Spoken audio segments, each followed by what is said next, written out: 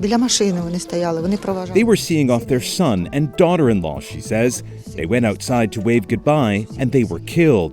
Their house was also destroyed.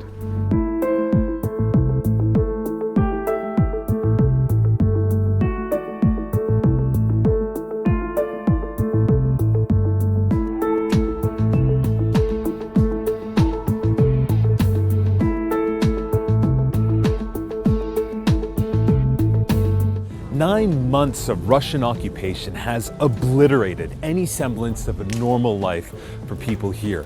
But what Ukrainians have shown time and again is that they'll do anything to help each other.